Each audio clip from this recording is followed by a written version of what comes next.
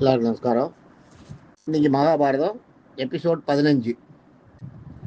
இந்த 15வது எபிசோட்ல நம்ம என்ன பார்க்க போறோம்னா, முதல்ல அந்த ஜெகத்காரு கல்யாணம் பண்ண பாருங்க, கல்யாணம் பண்ணிக்கிறேன்னு ஒத்துனா பாருங்க, அவரோட வரணும், அதை கொண்டு இதில் சேர்க்கணும். சேர்த்தாதான் இந்த அந்த சர்க்கியூட் ஃபுல்ஃபில் ஆகும், ஃபில்லப் ஆகும். அதனால என்ன பண்றேன், இந்த ஜெகத்காரு வந்து தேடி தேடிட்டு இருக்கார். பொண்ணு கல்யாணம் பண்ணிக்கிறேன்னு ஒத்துக்கிறாரு. ஆனா அந்த வயசாயிட்டதுனால அவர் கல்யாணம் பண்ணி கொடுக்கறதுக்கு யாரும் இல்லை. இது அந்த அவரோட நிலைமை. அது இங்க வந்து சத்ரு இது மாதிரி ஒரு சாபம் கொடுத்த உடனே ஆதிசேஷன் போயிடுறார். ஆதிசேஷன் போய் அவர் வந்து மகாவிஷ்ணு சரணாகதி அடைஞ்சிடார். மகாவிஷ்ணு அவருக்கு படுக்கை ஆக்கினுறார் ஆதிசேஷனை. இப்போ ஆதிசேஷனுக்கு அது மாதிரி முடிஞ்சிட்டு இந்த பாம்புலேருந்து ஆதிசேஷன் விளைகிறார். இன்னும் ஒரு 2-3 பேர் விளைகிறார். அதில் குறிப்பிடவா அவர் தான். ஏன்னா ஆதிசேஷன் வந்து இந்த நாகங்களுக்கெல்லாம் ராஜா, நாகலோகத்துக்கு ராஜாவாக இருந்தவர்.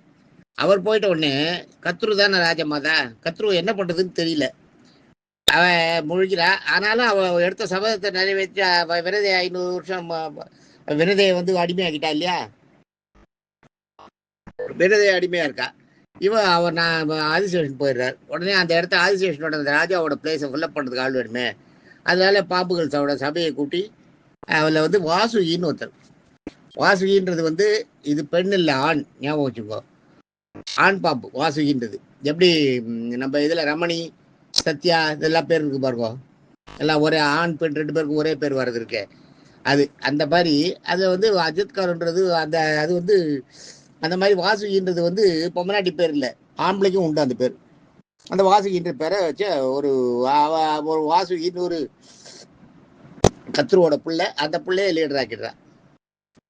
அந்த பிள்ளைய லீடர் ஆக்கினவுடனே அந்த பிள்ளை எடுத்துக்கிற முதல் சபதமே என்னென்ன, சின்ன பையனா இருக்க வாசுதேவன் எடுத்துக்கிற முதல் சபதம் என்னன்னா, இந்த பாம்புகள் குலத்தை அழிக்கிறதுக்காக அழிஞ்சு இது யாகம் வளர்க்குறாரு இல்லையா இவர்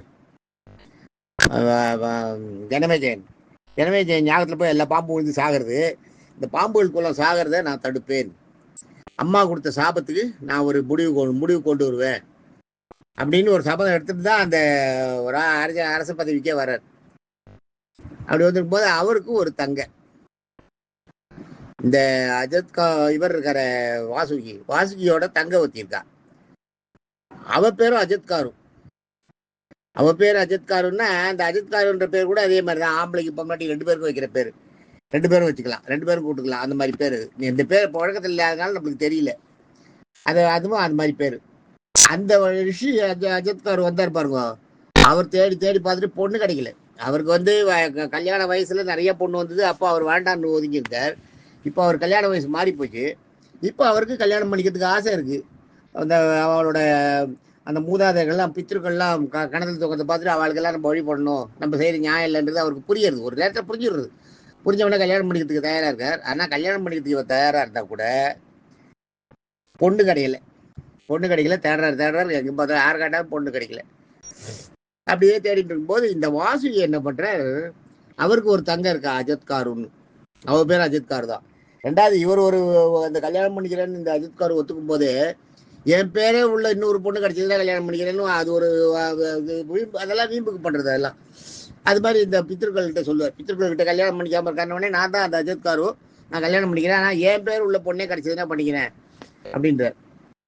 அப்படின்னு இவர் சொல்லுவார். சொல்லும்போது அவ சிரிச்சுட்டு சரி நீ பண்ணிக்கோ அப்படின்ட்டு போயிடுவா. அந்த பேர் உள்ள பொண்ணு இருக்குன்றது இவருக்கு அப்புறம் தான் தெரியும். இவர் பேர்ல உள்ள பொண்ணே இருக்கு அப்படின்றது அப்புறம் தான் தெரியும். வாசுகியோட தங்க இருக்கா. வாசுகி வந்து என்ன பண்ற, அந்த தங்கிக்கு வரன் பார்த்துட்டு இருக்கா. வரன் பார்த்துட்டு இருக்கும்போது என்னன்னா, மாப்பிள்ளை வந்து இங்கேயே இருக்கிற மாதிரி இருக்கணும்.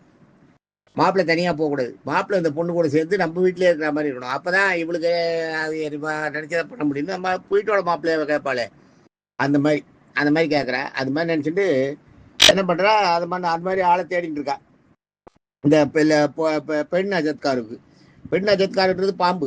அது இச்சாதாரி பாம்புகள். அவெல்லாம் நினைச்சா மனுஷன் உருவமா எடுக்கலாம். மனுஷன் உருவமா எடுத்து மனுஷன் பிறவியிலேயே காலத்தை புற தள்ளிட்டு கடைசியில் உயிர் போகும்போது பாம்பா மாதிரி மறுபடியும் போயிடலாம். அந்த மாதிரி இதெல்லாம் அவளுக்கு உண்டு. அந்த மாதிரி வரங்கள்லாம் அவளுக்கு உண்டு பாம்புகளுக்கு. அதே மாதிரி மனுஷனால மாதிரி மாறவும் தெரியும், மனுஷன் மாதிரி பேசவும் தெரியும், மனுஷன் மாதிரி நியாயங்கள்லாம் சொல்ல தெரியும். எல்லாமே மனுஷனோட அத்தனை ஆக்டிவிட்டிஸாக அவளுக்கு உண்டு. அதே மாதிரி பண்ற. அப்ப இவர் தேடிட்டு இருக்கும்போது இந்த வாசுதேவன் என்ன பண்றாரு, இந்த வாசுகி என்ன பண்றாரு, அந்த அஜித்காருவை பார்த்துருக்காரு. அஜித்கார் வழியில பார்த்து என்ன என்ன ஏதுன்னு கேட்கும்போது பார்த்தா அஜித்கார் சொல்லுவார், இது மாதிரி நான் பொண்ணு தேடிட்டு இருக்கேன் அப்படின்னு.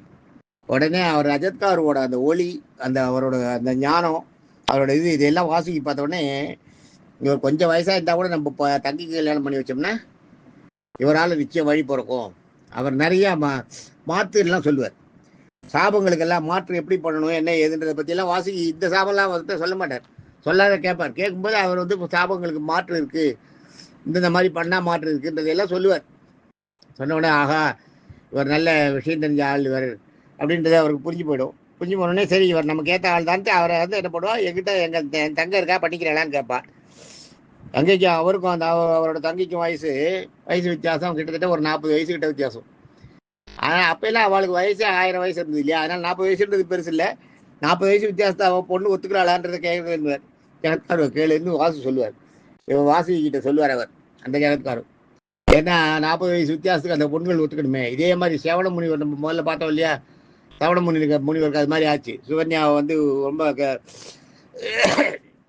வீட்டு பொண்ணை கொண்டு கல்யாணம் பண்ணி கொடுத்துட்றா, சின்ன பொண்ணை ராஜா அரண்மனை. அதனால அவர் கூட வாழ்ந்துட்டு கடைசியில் இந்த சவணப்பிராசத்தை சாப்பிட்டு சரியாயிடா இல்லையா, அந்த கதை நம்ம முதல்ல பார்த்தோம்.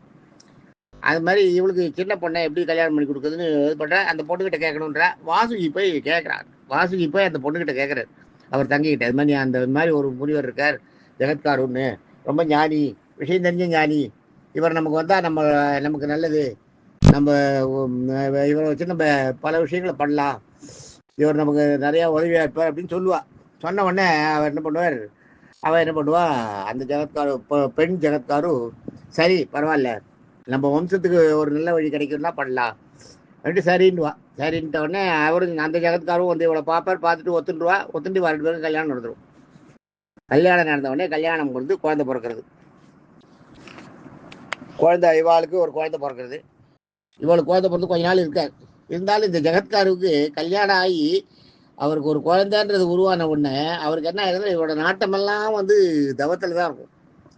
அவர் அந்த காலத்திலேயே ஆரம்பத்திலேயே கல்யாணம் வாண்டான்னு இருந்தவர் இல்லையா, அவர் அந்த பித்திருக்களை பார்த்ததுனால தானே பண்ணிக்கிறார். ஏதோ ஒரு கம்பல்சரி அந்த நேரத்தில் வந்து பண்ணிட்டாரே ஒழிய அவருக்கு அது மைண்டு வந்து இந்த குடும்பத்திலேயே இல்லை. அவரோட எண்ணமெல்லாம் வந்து இதுலேயே இருக்குது. இந்த நான் வெளியில் போகிறது, யாகம் பண்ணுறது, அந்த இது தவம் பண்ணுறது, இதில் தான் இருக்குது அவருக்கு எல்லாம் மைண்டெல்லாம். ஆனாலும் இப்படி இவ கூட இருந்துட்டு இருக்கார். இவளுக்கு ஒரு குழந்தை பிறந்துடுது.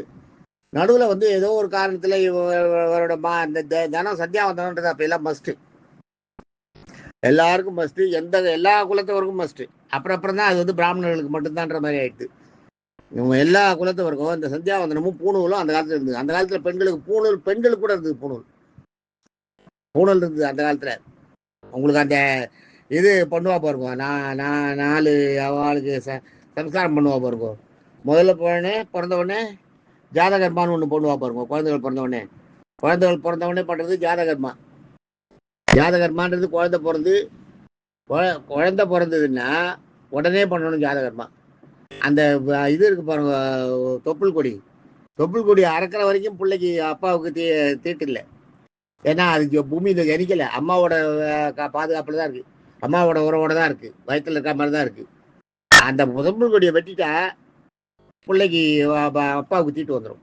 அதனால அந்த தொப்புள் கொடியை வெட்டுறதுக்கு முன்னாடி ஜாதகர்மா பண்ணணுமோ ஞாபகம் வச்சுக்கோங்க. ஜாதகர்மான்றது இப்போ நம்ம பண்ணுறதுன்றதே இது ஒரு மாதிரி ஆயிடுச்சு, ஃபேஷன் ஆயிடுச்சு. இப்போ எப்போ பண்ணுறோன்றதே இல்லை. அது வந்து ஜாதகர்மான்றது அப்போ தான் பண்ணணும். அந்த அந்த ஜாதகம்னா வந்து உதிக்கிறது, தோன்ற நேரம் அப்போ பண்ணணும். அடுத்தது நாமகரணம்ன்றது வந்து அது 1 வருஷத்தில் பண்ணுறது. நாமகரணம்ன்றது அதுதான் ஆண்டவருக்கு பண்ணுறா பாருங்க, அதுதான் நாமகரணம். அப்போ சாரி 11வது நாள் இது வைக்கிறா பாருங்க, புண்ணியாவாச்சனம். அந்த தீட்டு கையெழுத்து பாருங்க, தீட்டு கையில் அன்னைக்கு பேர் வைக்கலாம் குழந்தைக்கு. அது வரைக்கும் குழந்தைன்னு தான் சொல்லிட்டு இருக்கணும், பேரை சொல்லக்கூடாது. தீட்டு கையில் அன்னைக்கு குழந்தைக்கு பேர் வைக்கலாம். தீட்டு கழிஞ்ச அப்புறம் பார்த்தீங்கன்னா 3வது இது முடிஞ்ச உடனே 6ஆம் மாதத்தில் வந்து அன்னப்பிராசம்னு ஒன்று இருக்குது. அன்னப்பிராசம்ன்றது வந்து குழந்தைங்களுக்கு திட உணவு கொடுக்கறது, ஊட்டுறது, சாதம் ஊட்டுறது. இப்போ எல்லாம் 2 மாதம் 3 மாதத்துலேயே கொடுத்துட்ற, அந்த கூழ் அது மாதிரி கொடுத்துட்ற. அப்போ எல்லாம் 6ஆம் மாதத்தில் டைரெக்டாக சாதம் தான் கொடுப்பா. அன்னப்பிராசம்னு ஒரு இது இருக்கு. அதுக்கப்புறம் ஆண்டு நிறைவுன்றது நம்ம இதில் இல்லை, ஞாபகம் வச்சுக்கோ. 3 வயசு ஆகும்போது சௌரபம்னு ஒன்று இருக்கு.